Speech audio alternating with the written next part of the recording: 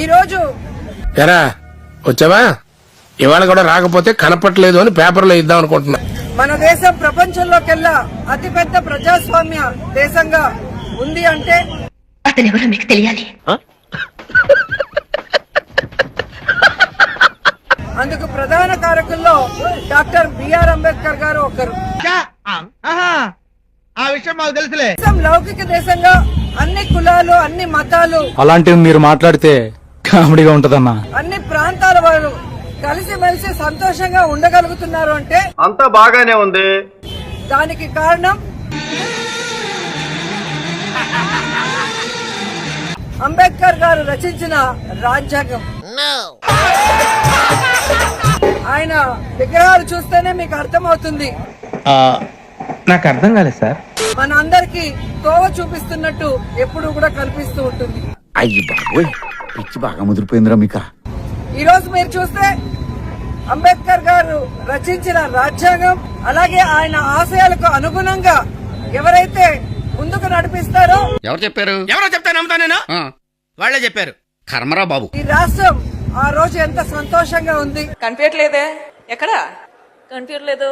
జగనన్న 5 ఏళ్లు ముఖ్యమంత్రిగా ఉన్నప్పుడు ఏముంటది, మొత్తం లాగేశారు కదా, ఏమీ లేదా. మరి అంబేద్కర్ గారి ఆశయాలకు అనుగుణంగా సైతాన్ వేదాలు వల్లిస్తుందా? ఎస్సీ, ఎస్టీ, బీసీ, మైనారిటీ మహిళలకి అన్నిట్లో సమాన అవకాశాలు ఇచ్చి అటు చూడు బే. 3/4 పెట్టుకో. Okay sir. బ్యాక్గ్రౌండ్ కరెక్ట్ గా చూసుకో. అలాగే focus is very important. Rewind rewind చేయి. క్లోజ్ కళ్ళు.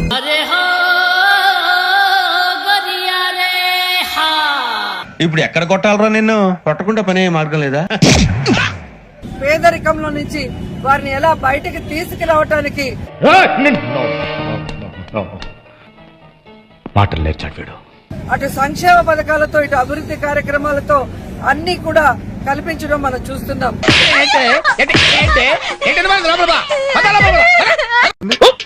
కానీ ఈ రోజు చంద్రబాబు నాయుడు గారు ముఖ్యమంత్రి అయిన తర్వాత అడు తిరిగి నా మీదగా వస్తాడు అనుకున్నా. అంబేద్కర్ గారిని గౌరవించడం లేదు, ఆయన రచించిన రాజ్యాంగాన్ని కూడా గౌరవించడం లేదు. నేను నమ్మను. నమ్మొద్దురా, అడుగు తిరు. ఆశీర్వదించండి మావయ్య. ఈ రోజు మీరు చూస్తే అంబేద్కర్ గారి రచించిన రాజ్యాంగాన్ని స్ఫూర్తిగా తీసుకోకుండా ఏంటే కౌంటర్ ఇస్తున్నావు? నేనా? దున్నపోతులా తిని రెడ్ బుక్ రాజ్యాంగాన్ని స్ఫూర్తిగా తీసుకొని ఆ పేరు వింటే నాకు లీకేజీ ప్రాబ్లం.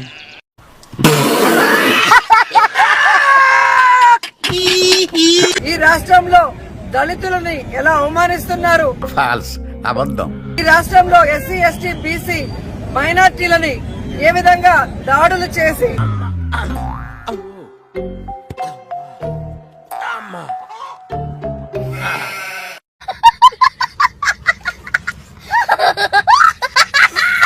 ఎటువంటి సంక్షేమాన్ని అందించకుండా వారి జీవితాలతో చెలగాటమాడుతున్నారో మనం అందరం కూడా గమనిస్తున్నాం.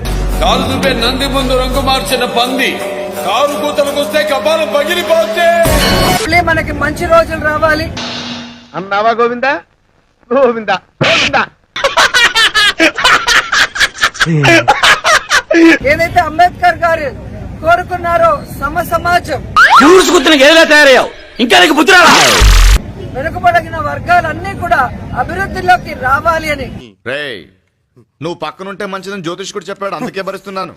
లేకపోతే నేను ఎప్పుడో చంపేసేవాడిని. అది రావాలి అంటే మళ్ళీ మనం జగనన్నని గెలిపించుకొని ఎందుకు అడుగు తింటానికా? అంబేద్కర్ గారి ఆశయాలకు అనుగుణంగా ఆయన కోరుకున్న విధంగా మనం ముందుకు నడవాలని కూడా కోరుకుంటున్నాను. తల్లి నీకు దండం అమ్మా, నువ్వెక్కడ దొరికావే నాకు? మీరు చూస్తే అంబేద్కర్ గారు రచించిన రాజ్యాంగాన్ని ఎన్ని తరాలు మారినా కూసేగాడిది వచ్చి మేసేగాడిదని సెడదే అదే సెడగొట్టిందని దాన్ని ఆచరించాల్సిందే. ఎందుకు? ఆయన యొక్క ముందు చూపు గాని, ఆయన యొక్క తెలివితేటలు గాని అంత గొప్పవి అని నేను మనస్ఫూర్తిగా నమ్ముతున్న వ్యక్తిని. ఎందుకంటే ఆయన ఏ ఒక్క కులానికో ప్రతీక కాదు, ఆయన నిండు భారతదేశానికి ప్రతీక. తెలుసా, ఆకిస్ పాక్ పాకిజాక్ సో ఆక్ పాక్ కరేపాకులే చెప్పావు. సో ఆయనని మనం అందరం కూడా గౌరవించుకోవాల్సిన రోజు ఈ రోజు. ఓకే నువ్వు ఎట్లా చెప్తే అట్లా. అలాగే ఆయన ఆశయాలకి అనుగుణంగా మనం కలిసికట్టుగా ముందుకు వెళ్లాల్సిన రోజు అని కూడా అందరికీ తెలియజేసుకుంటున్నాను.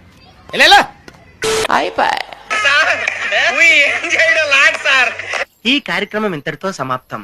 రేపు ఇదే అలవాసులపై మళ్ళీ కలుసుకుందాం. అంతవరకు సెలవు మరి.